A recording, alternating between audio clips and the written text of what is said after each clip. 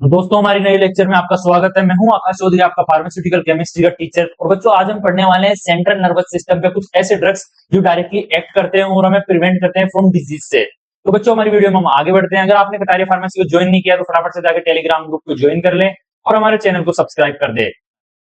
तो बच्चों कुछ ऐसे ड्रग्स, तो बच्चों पहला ड्रग आता है, यानी कि हमने 3 ड्रग्स तो पहले पढ़ चुके हैं पहले लेक्चर में, और हमारे दूसरे लेक्चर में हम पढ़ रहे हैं चौथा ड्रग।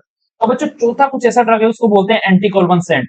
तो बच्चों एंटीकोलवेंसेंट यूज्ड टू प्रिवेंट और कंट्रोल सीजर्स। तो बच्चों हम पेंसिल ले लेते हैं, यहाँ पे एक लेजर पेन ब्लू कलर का, ठीक है।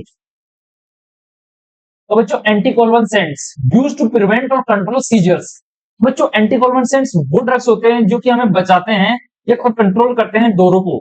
जैसे इन बात कर ले एपिलेप्सी, यानी कि जो मिर्गी का दौरा होता है उसके दौरान।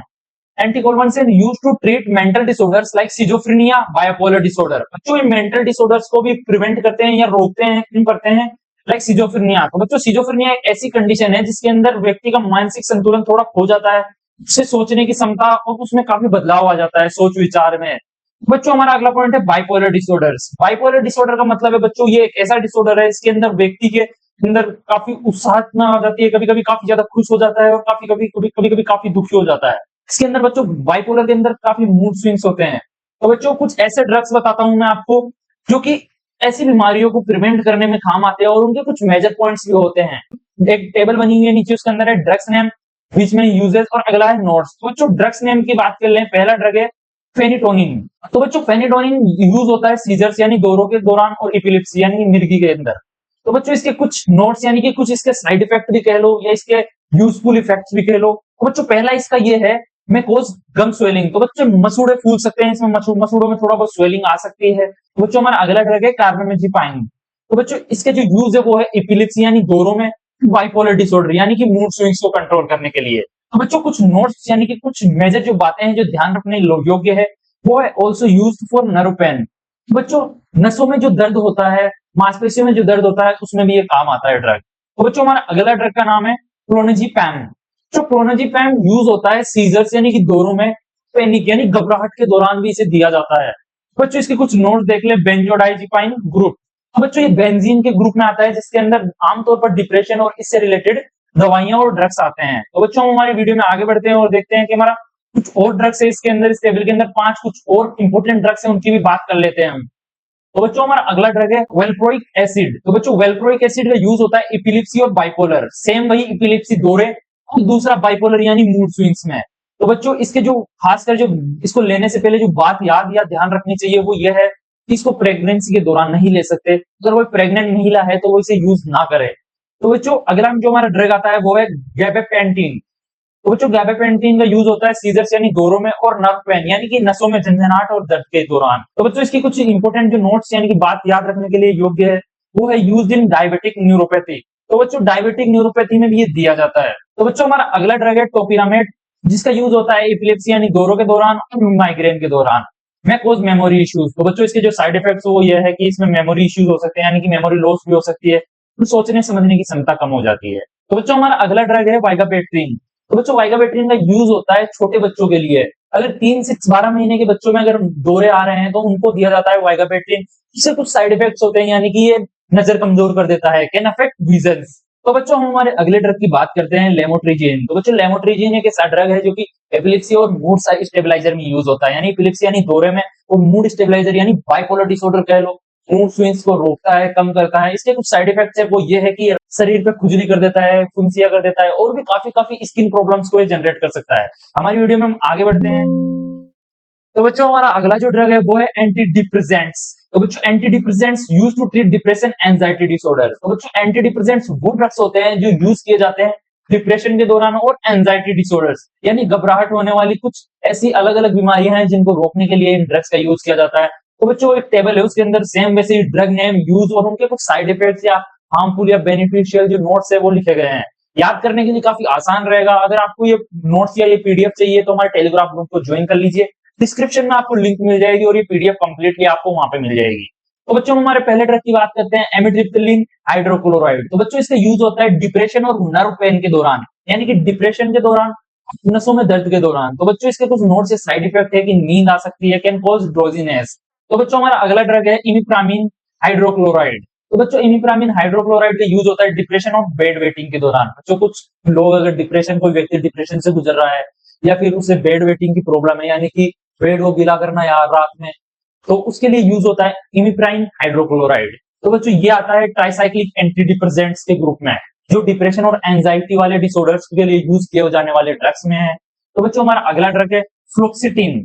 जो फ्लोक्सिटिन का यूज होता है डिप्रेशन और ओसीडी की प्रॉब्लम में। ओसीडी की प्रॉब्लम बच्चों एक असामान्य प्रॉब्लम है जिसके अंदर एक ही एक चीज को बार बार घबराहट होना, कि जैसे कोई व्यक्ति है उसको ओसीडी की प्रॉब्लम है, यानी कि ओसीडी का मतलब ये हो गया कि उसे बार बार गेट बंद करना भूल रहा है, वो एक गेट को बार बार बंद कर रहा है, या उसे ऐसा लग रहा है कि उसे हाथ नहीं धोए तो वो बार बार हाथ धो रहा है, ये होती है ओसीडी की प्रॉब्लम।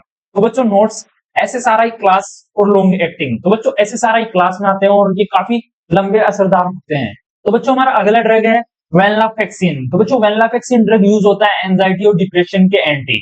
और बच्चों इसका जो नोट्स है वो ये है कि ये एसएनआरआई क्लास से होता है, यानी कि जो सेरोटोनिन रिलीज करने वाले कुछ ऐसे ग्रुप्स होते हैं जो मूड को स्टेबलाइज करते हैं, उनके अंदर आता है। तो बच्चों हमारे अगले पॉइंट की तरफ बढ़ते हैं। तो बच्चों हमारा अगला ड्रग आता है ड्यूलोक्सिटाइन। तो बच्चों ड्यूलोक्सिटाइन का यूज होता है डिप्रेशन और नर्व पेन के दौरान। बच्चों इसके जो कुछ नोट्स यानी कि याद रखने के लायक है वो ये है कि ऑल्सो यूज इन फाइब्रोमाइल्जिया। बच्चों फाइब्रोमाइल्जिया एक ऐसी बीमारी है जिसके अंदर व्यक्ति के मांसपेशियों से लेकर हड्डियों तक दर्द रहता है।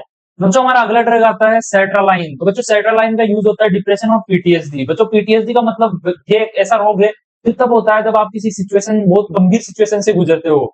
तो बच्चों इसमें कुछ याद रखने लायक पॉइंट ये है कि ये एसएसआरआई क्लास से है। कुछ ऐसे ड्रग जो डिप्रेशन और एंजाइटी से बचने के लिए यूज होते हैं उन ड्रग्स में शामिल है। तो बच्चों हमारा अगला ड्रग आता है सिटालोप्राम। तो बच्चों सिटालोप्राम का यूज होता है एंजाइटी और डिप्रेशन में, इसके कुछ साइड इफेक्ट्स भी हो सकते हैं। तो बच्चों हमारा अगला ड्रग आता है साइटालोप्राम।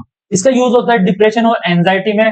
ये कॉमनली प्रिस्क्राइब यानी डॉक्टरों के द्वारा सुझाव ये दिया जाता है कॉमनली, इसके कम साइड इफेक्ट्स होते हैं। तो बच्चों जो हमारा अगला ड्रग आता है वो ये है फ्लोक्सामाइन। तो बच्चों ये कॉमनली दिया जाता है ओसीडी और डिप्रेशन की प्रॉब्लम्स में। ओसीडी जो मैंने आपको भी पहले बताई थी, ऑब्सेसिव कंपल्सिव डिसऑर्डर। बच्चों इसके अंदर एक आदमी को, एक व्यक्ति को बार बार लगता है कि चीजें जो बार बार वो रिपीट करता है, उसको घबराहट होती है कि भाई गेट, एक एग्जांपल बताता हूं मैं आपको, जैसे कि किसी व्यक्ति को ये लग रहा है कि उसने गेट बंद नहीं किया, तो वो बार बार उस गेट को चेक करता है कि उसने बंद नहीं किया। मान लो किसी व्यक्ति को ऐसा लगता है कि उसके हाथ गंदे हैं, तो वो बार बार अपने हाथों को धोता है। वो ओसीडी की प्रॉब्लम होती है बच्चों, यूज्ड मेनली फॉर ओसीडी। तो बच्चों ये जो ड्रग है फ्लूओक्सामाइन, इसका यूज मेनली ओसीडी की प्रॉब्लम से प्रिवेंट, यानी मेनली ओसीडी की प्रॉब्लम से बचाने के लिए किया जाता है। तो बच्चों हम हमारी वीडियो में आगे बढ़ते हैं। आप देख सकते हो एक साइड दी गई है समरी टेबल में कैटेगरीज और एक साइड यूज और बीच में दी गए एग्जांपल। तो बच्चों कैटेगरीज में पहली आती है एनेस्थेटिक्स। तो बच्चों एक ऐसी दवा है जो किसी व्यक्ति को दी जाती है दर्द कम करने के लिए। तो बच्चों इसके कुछ एग्जांपल्स है थायोपेंटल, केटामाइन और प्रोपोफोल। ये सर्जरीज के दौरान यूज होती है। तो बच्चों हमारी अगली कैटेगरी है सेडेटिव हाइपोनोटिक्स। तो बच्चों सेडेटिव्स और हाइपोनोटिक्स वो ड्रग्स होते हैं जो शरीर को शांत करने में और नींद लाने में कारगर होते हैं। तो बच्चों इसके कुछ एग्जांपल्स है डाइजीपाम, एल्प्राजोलाम और फिनोबार्बिटल। तो बच्चों इसका जो यूज होता है वो है स्लीप और एंजाइटी, शांत मन को शांत करने में और नींद लाने में काफी योग। तो हम हमारे अगले पॉइंट की तरफ बढ़ते हैं। जो अगला जो हमारा कैटेगरी वो है एंटी फिजियोटिक्स। तो बच्चों एंटी फिजियोटिक्स वो जो दवाइयां होती है जो मेंटल डिसऑर्डर्स को कम करने में मदद करती है, यानी कि कुछ ऐसे मानसिक दौरे, ऐसे मानसिक तनाव भरी स्थिति जिनको कम करने में यूज किया जाता है, जैसे कि हेलुसिनेशन और डिप्रेशन से बचने के लिए एंटी फिजियोटिक्स का यूज किया जाता है। तो बच्चों एग्जांपल्स की बात कर ले, हेलोपेरिडोल, ओलेंजापाइन और रिस्पेरिडन। तो बच्चों एग्जांपल्स की बात कर ले, हेलोपेरिडोल, ओलेंजापाइन और रिस्पेरिडन। तो बच्चों इसका यूज होता है मेंटल डिसऑर्डर्स में, देख सकते हो आप मेंटल डिसऑर्डर्स में इसका यूज होता है। और ये जो नीचे वाले दो है एंटी कन्वल्सेंट और एंटी डिप्रेसेंट्स, इनकी जो मेनली स्टडी अभी हमने की है इस लेक्चर में। तो बच्चों ये जो दो मेन पॉइंट है एंटी कन्वल्सेंट, एंटी डिप्रेसेंट, ये काफी इंपॉर्टेंट है डी फार्म की व्यू पॉइंट से। तो बच्चों एंटी कन्वल्सेंट्स में हमने पढ़ा फेनिटोनिन, वेल्प्रोइक एसिड और गैबापेंटिन, जो कि मेनली सीजर्स यानी कि दौरों से बचने के लिए यूज किए जाते हैं। एंटी डिप्रेसेंट्स में हमने पढ़ा एमिट्रिप्टिलिन, फ्लोक्सिटाइन, सेरेटालिन। तो बच्चों इनका यूज होता है मेनली डिप्रेशन में, ताकि आगे आने वाली वीडियोस को आप एंजॉय कर सके या हमारे साथ देख सके। Thanks for watching Katare pharmacy. आपसे मिलते हैं अगली वीडियो में, तब तक के लिए बाय बाय।